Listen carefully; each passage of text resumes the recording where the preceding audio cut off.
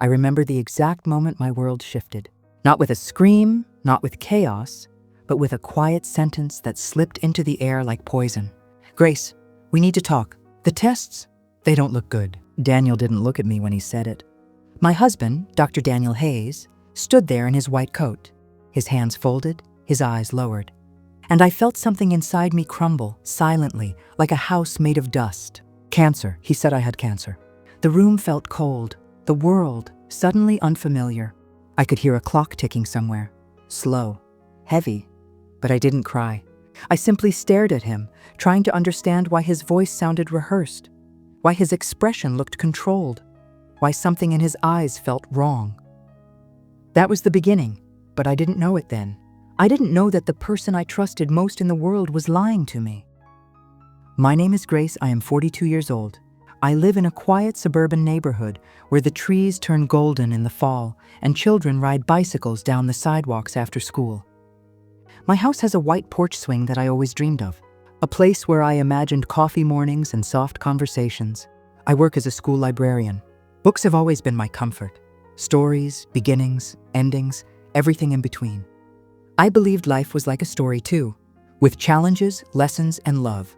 I met Daniel when I was 24. He was young, ambitious, full of confidence and purpose. The kind of man who looked like he belonged in a future larger than life itself. He said I made him feel calm, grounded, human. He proposed quietly on a rainy Thursday. No dramatic gesture, just honesty and sincerity.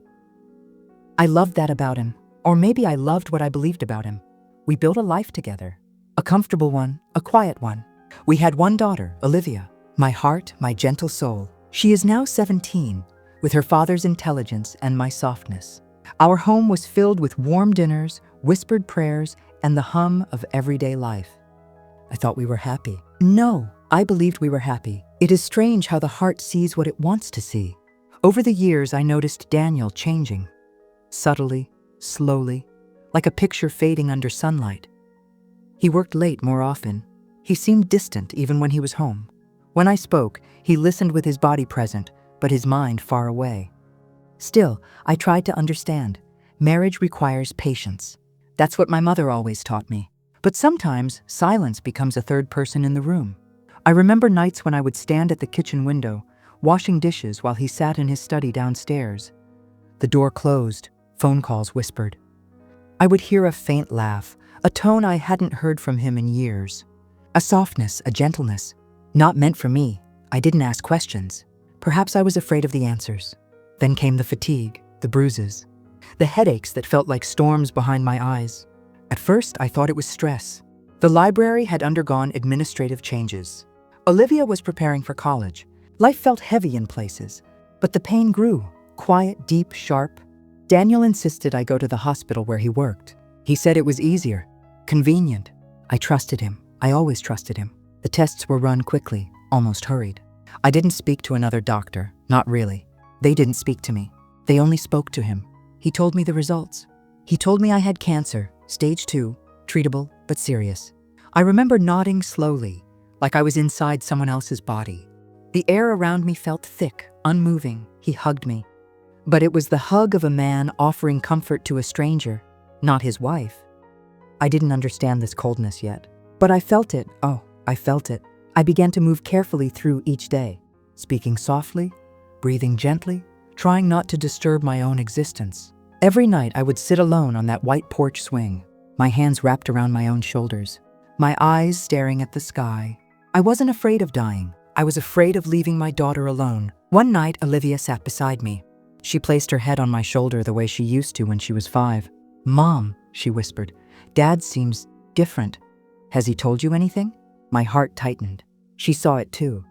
I told her it was stress, a demanding job, responsibilities. I lied. Because I still wanted to protect him. Because I still wanted to believe in us. 2 weeks later, Olivia came home early from school. She walked into Daniel's study to ask him something, and she saw something she was never meant to see. Not a woman, not messages, not betrayal of the body. Something worse, papers, medical records. My medical records, and a second set of documents hidden under them. Documents that showed I did not have cancer. My tests were clear. There was no tumor, no malignancy, nothing. I was healthy. Daniel had lied. He had lied to my face, to my heart, to my life. Why? Why would a husband, a doctor, tell his wife she was dying when she wasn't? Was it money? Was it insurance? Was it control? Was it something darker? Olivia's voice shook as she told me everything. My hands went cold, my heartbeat slowed. My world did not break, it froze. I walked to Daniel that night, quiet, steady, empty. He looked up from his desk. I stood in the doorway and asked one single question. Why? He didn't deny it. He didn't try to explain. He only stared at me, his face unreadable, and said, "Because you needed to stay where I could keep you." My knees felt weak. My breath left my lungs. My heart shattered without a sound. And that is where everything changed, because a wife who is lied to about her own life does not remain the same woman afterward. When a truth breaks you, it does not shatter loudly. It falls silently, like glass cracking beneath a slow, steady pressure. After Daniel spoke those words, I remember feeling nothing. Not pain, not anger, not fear, just nothing. It was as if my heart had stepped outside my body to avoid the impact. I went upstairs, walked into our bedroom, and shut the door softly, so softly, as if I were trying not to disturb the lie that had been living inside these walls for years.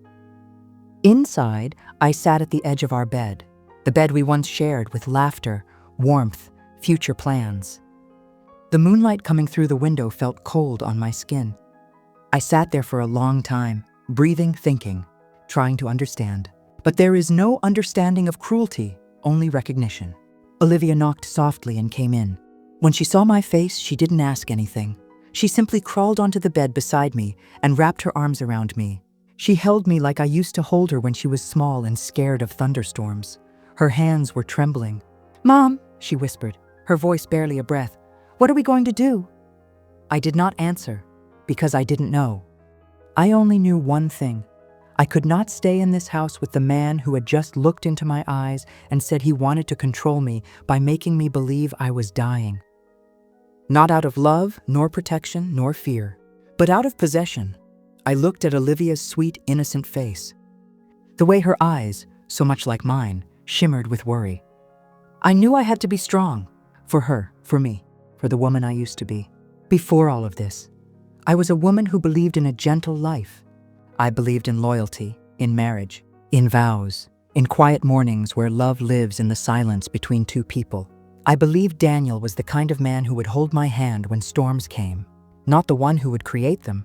I remembered little moments, the way he used to tuck hair behind my ear when we talked, the way he used to call me Grace softly, like my name itself was fragile, the way he held our newborn daughter with shaking hands, crying.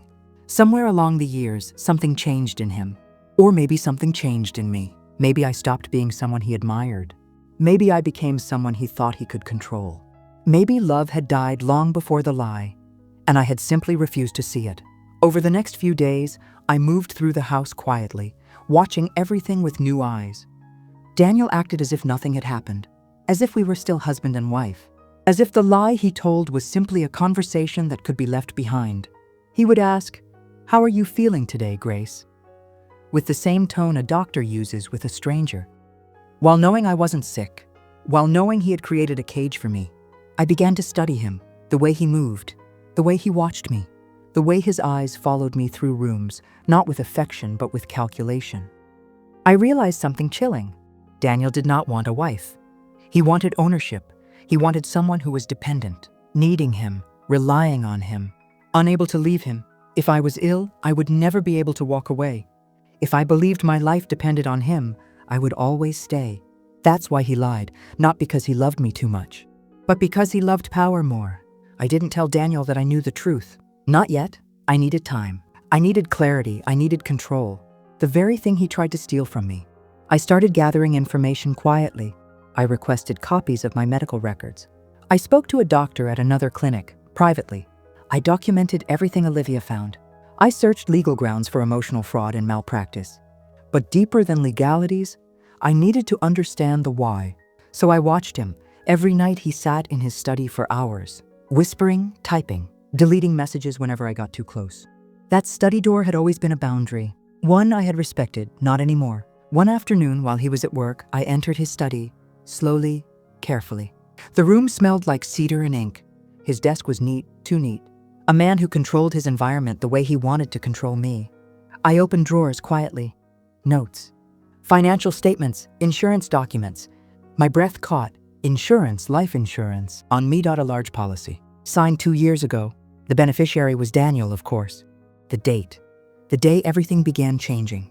The day his distance started. The day the laughter left our house. My hands shook. I had not been sick. I had never been sick. But he needed me to believe I was, so that if something happened to me, it would look natural, expected, merciful. My legs nearly gave out as I sat in his desk chair. The truth was larger, darker, heavier than I imagined. He didn't just want control, he wanted me gone. My heart did not break. Not this time, it hardened. That evening I cooked dinner like always. Daniel came home like always. He set his briefcase down like always. But I was not who I had been. He watched me as I stirred soup, a long silent stare. "Grace," he said softly, almost kindly. "Are you feeling all right?" I turned to him slowly and smiled. A small, calm, careful smile. "Yes," I replied. "I'm feeling much better now." Something flickered in his eyes. Surprise? Suspicion? Fear? For the first time, I saw his fear, and I knew. He sensed I was no longer under his control. That night, when the house was quiet, I went to Olivia's room. She was sitting on the floor, back against the bed, tears dried on her cheeks. I knelt beside her and took her hands. "We are leaving," I whispered. "But we must do it carefully." Quietly, safely. She nodded, swallowing hard. And then we heard footsteps, slow, measured, approaching Daniel. His shadow passed under the door. He stopped right outside. Not moving, not knocking. Just listening. Olivia gripped my hand. My heart pounded, but my face remained calm. His voice came through the door, low, smooth. "Chilling, Grace. We should talk." I stared at the door, my breath silent in my chest, because I realized something. He knew I knew. And now, it was no longer a lie. It was a war. When Daniel stood outside that door, his shadow stretched across the floor like something alive. His voice was calm, too calm. The kind of calm that hides storms, knives, and intentions no one speaks aloud. "Grace, we should talk." The old me, the woman who once trusted him, might have opened that door, might have tried to understand him, might have believed there was still something human inside him worth saving. But that Grace was gone. I sat still, breathing slowly, watching the doorknob. Olivia's fingers tightened around mine, her breath trembling in her chest. We said nothing, and after a long minute, Daniel walked away. But something in the silence told me he did not give up. He was simply planning his next move. The next morning, sunlight filled the kitchen, but the house did not feel warm. It felt like glass, beautiful, but breakable at the slightest touch. Daniel sat at the table, reading the newspaper as if nothing in our world had shifted. He looked up when I entered. "Good morning," he said, soft, controlled, polite. The same tone someone uses to hold a leash. I poured myself coffee. My hands were steady, not because I wasn't afraid, but because I couldn't afford to show fear. He watched me. He always watched me now. "Grace," he said slowly, "I feel like you've been distant. We used to talk about things, share things." I didn't look at him. "There's nothing to share," I replied quietly. He tilted his head. "Of course there is. Your treatment, your health. We're in this together." The lie sat in the air like smoke. I lifted my eyes and looked straight into his. "Am I sick, Daniel?" The question was simple, but silence wrapped around it like ice. His expression did not break. He simply smiled. "A diagnosis like yours can be hard to accept. Denial is a common stage." Denial. He was now rewriting reality while looking directly into my eyes. I felt a shiver move up my spine. I excused myself from the table, walked to the living room, and allowed the tears to fall, quietly, without sound. I wasn't crying because of the lie. I was crying because I finally understood. Daniel was not confused. He was not misguided. He was not broken. He was deliberate, and people who can lie with such calmness do not stop at lies. I needed help, but I could not go to family. We had little left. I could not go to the police, not yet. He was respected, charming. A doctor, a husband, taking care of his ill wife. Who would they believe? I felt trapped in a story that wasn't mine. Until one evening, when I went to the library where I worked. It was quiet, safe, familiar. There I saw someone who had always offered kindness without asking for anything in return. The school counselor, gentle, thoughtful, a listener by nature.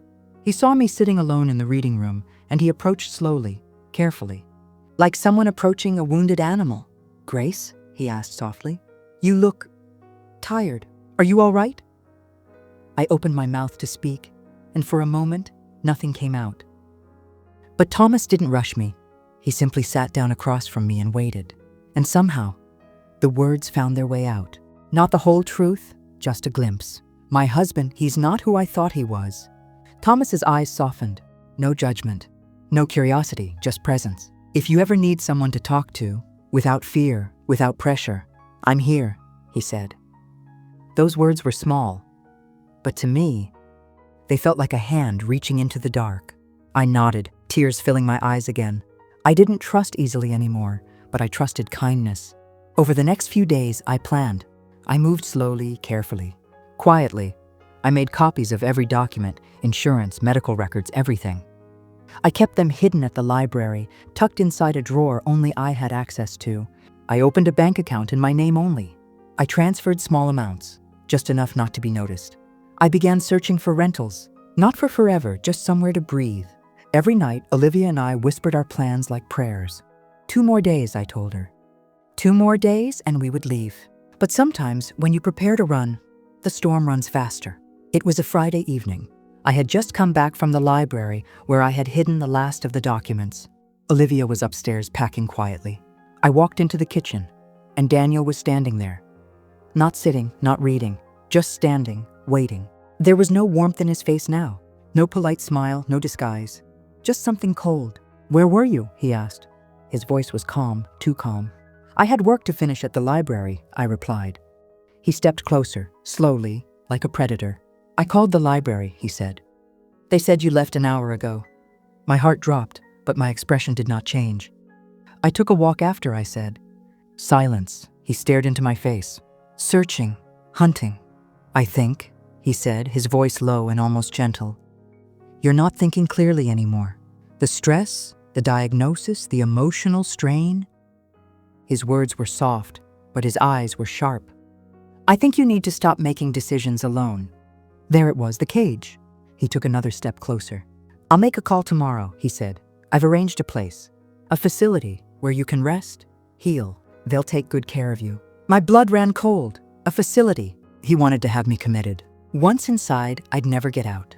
No voice, no rights, no proof, just a sick wife lost in delusion. I spoke only 2 words. "No, Daniel." His jaw tightened. "You don't have a choice," he whispered.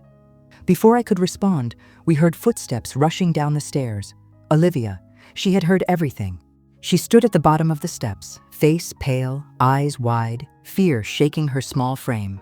"Don't touch her," Olivia said, her voice strong but trembling. "Mom's not going anywhere with you." Daniel turned to her slowly. "Olivia," he said calmly, "you don't understand what's happening. Your mother is very sick." "No, she's not," she cried, tears filling her eyes. "I saw the records. I saw everything." "You're trying to—" "Enough." His voice sharp, hard, dangerous. He stepped toward her.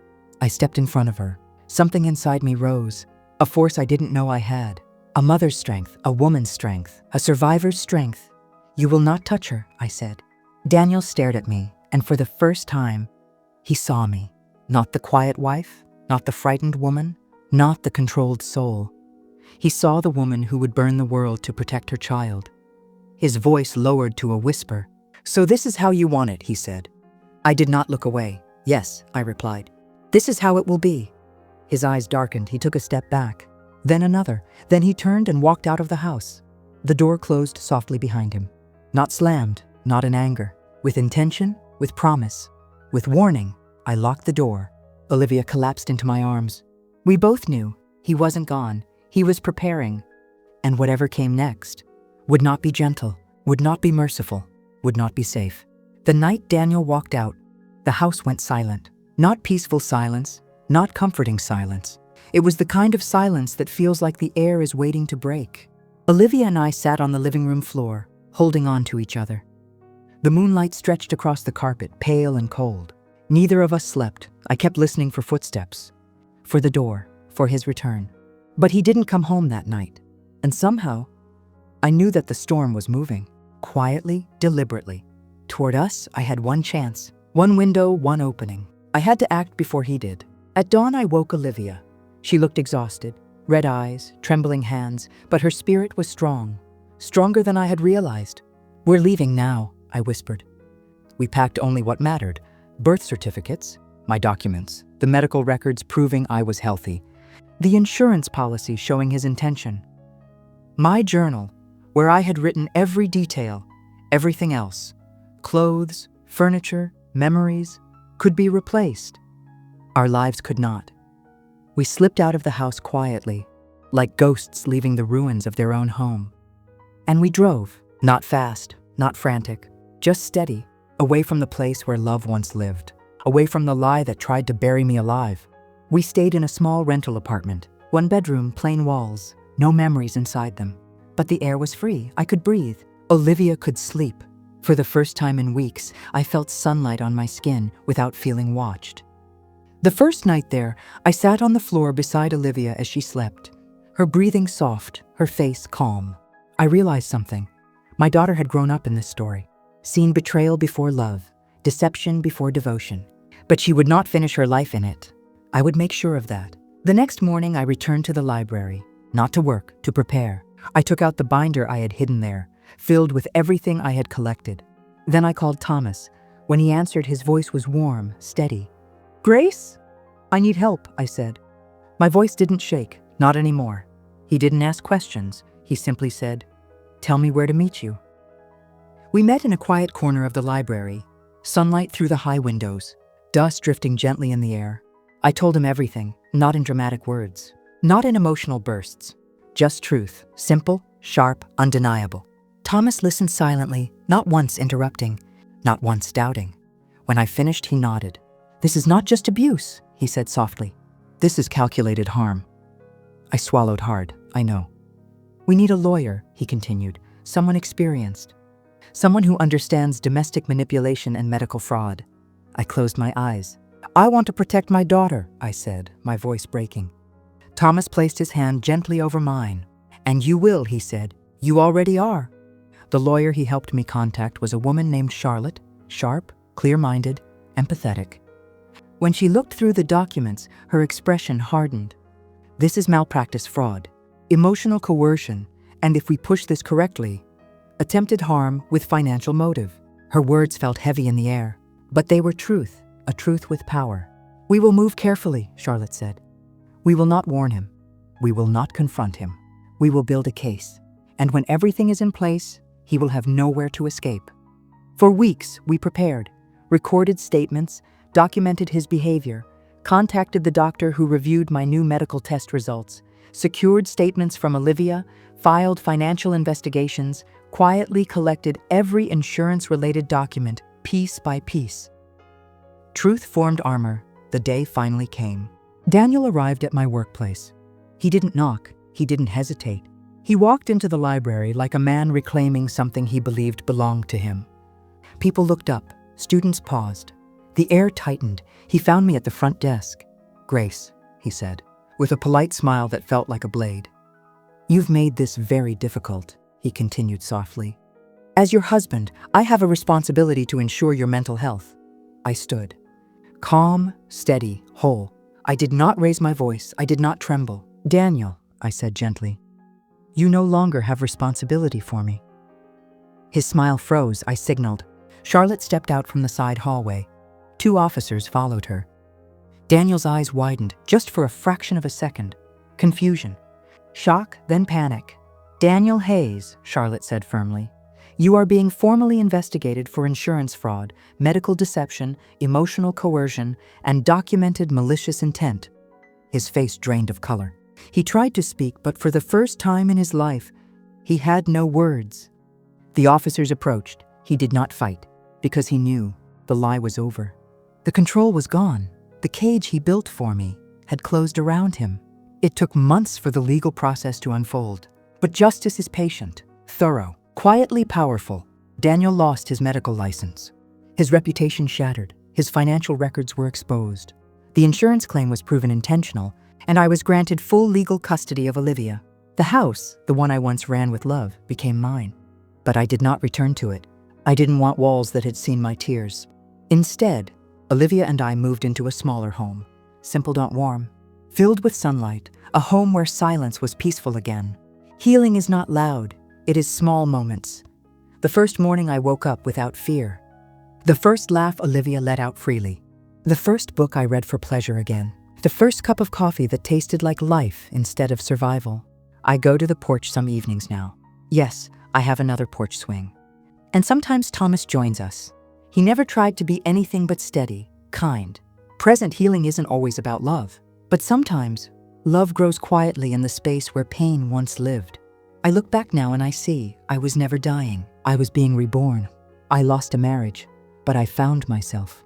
I lost a home, but I created a safe place. I lost the life I once knew, but I gained a life I chose. And sometimes, losing everything you thought you needed is how you find everything you truly deserve. No suspense now, no cliffhanger, just peace, just strength. Just a woman who walked out of the fire with her daughter in her arms and her soul intact.